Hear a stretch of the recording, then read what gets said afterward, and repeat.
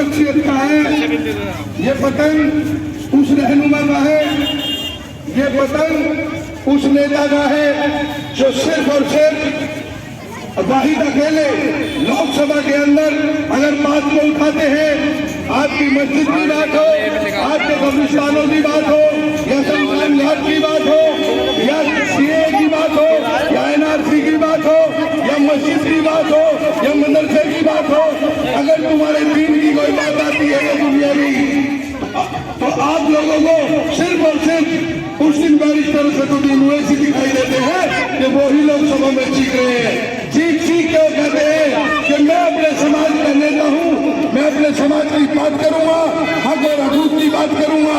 इस वोट का अधिकारी अगर है तो सिर्फ बैरिस्टर असदुद्दीन ओवैसी। आप समाज सेवी हैं, संगठन जुड़े हैं, आपने चुनाव लड़ने की क्यों सोची? देखिए, हम लोग समाज सेवी हैं और चुनाव लड़ने की, देखिए जब तक समाज सेवी लोग जो एक्टिविस्ट हैं वो लोग राजनीति में नहीं आएंगे, अपने समाज को नहीं जगाएंगे, क्योंकि समाज को जगाना, समाज के लिए काम करना बहुत ज़रूरी है। एक्टिविस्ट लोगों को ही राजनीति में आना चाहिए। और देखो, अब एक्टिविस्ट थे इसलिए तो पार्टी ने टिकट भी दिया, एमआईएम पार्टी से जुड़े, क्योंकि हमें पता है कि आज की डेट में किस पार्टी से जुड़ना चाहिए। आज की डेट में हर मुसलमान को, और जो दलित हैं, जो पिछड़े हैं, जो मजलूम हैं, उन्हें सिर्फ ओवैसी साहब से जुड़ना चाहिए, क्योंकि आज की डेट में ओवैसी साहब की बहुत सख्त जरूरत है। क्या आपने कोई चुनावी पत्र घोषणा जारी किया? देखिए, मेरा चुनावी घोषणा पत्र मैं बार बार मीडिया में जब भी सवाल किया जाता है हमेशा आपको बताता हूँ और बोलता भी हूँ, क्योंकि हमारे यहाँ बहुत ज़्यादा समस्याएं हैं और एक एक समस्या पर मैंने अपनी बात रखी है, एक एक समस्या को मैंने बोला है। हमारे यहाँ अभी पहला भी काम नहीं हुआ है। जो कहते हैं ना कि पहले एक बार सब गली बन गई हो, हमारे यहाँ कम से कम 40% एरिया अभी भी कच्चा ही पड़ा हुआ है। बहुत बड़ा अभी हमारे यहाँ पे काम होना बाकी है। चुनावी पत्र में क्या क्या योजनाएं होंगी आपकी? देखिए, योजनाएं तो लोग योजनाओं की बात करते हैं। हमने जब तक हम चुनाव भी नहीं जीते थे उससे पहले हमने बहुत काम करवाए हैं। 9 साल से हम फील्ड में हैं।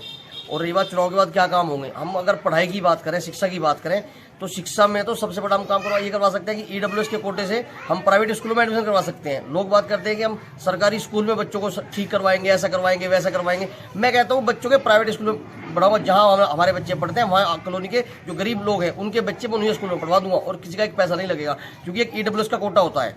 उसके कोटे के तहत हर प्राइवेट स्कूल में 25% सीटें होती हैं। इंशाल्लाह हम गरीब बच्चों को प्राइवेट स्कूल में पढ़वाएंगे।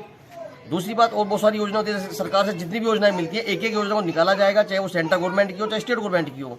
वरना ज़्यादातर जो पूर्व में लोग रहे हैं उन्हें पता ही नहीं था कि योजना क्या होती है, क्या नहीं होती। वो तो किसी की टावर की एप्लीकेशन दे दी, किसी के पानी के प्लांट की एप्लीकेशन दे दी, किसी के गाड़ी ढोने का जो डग होता है उसकी एप्लीकेशन दे दी। उगाई में लगे हुए थे सबके सब लोग। लेकिन हम लोग ऐसा काम नहीं करेंगे। हम लोग जो है लोगों को रोजगार से जोड़ेंगे और उसी हिसाब से काम किया जाएगा। पूर्व सभासद का कहना है कि मैंने बहुत विकास किया वार्ड में। देखिए, विकास आज आपको पता है विकास कितना हुआ है। अभी परसों 3 दिन पहले मैं लाइव आया था, आपने देख लिया होगा कितना विकास हुआ है। गलियों में 6-6 फुट गहरे गड्ढे हैं। मैं उनको कहूँगा कि वहाँ पे वोट मांगने चले जाएं। अभी हम कल गए थे उधर बाबू होटल के पीछे गए थे, गली में बहुत गहरी गली थी वो भी। मैं कहता हूँ उधर का मेंबर जो है वहाँ वोट मांगने चले जाए। मैं मान जाऊँगा उन्हें वोट मांगने जाए वहाँ पे। हम साथ में चल रहे हैं उनके, और चलो वोट मांगने। अगर वहाँ वोट मांग ले जाके वो अब 2 वार्ड के 1 वार्ड हो गए हैं। जो एरिया का जो गड्ढा पड़ा है सरकारी स्कूल से आगे, आप रोड तक चले जाइए, पीछे कब्रिस्तान तक, और जाए वहाँ पे वोट मांगने सभासद साहब।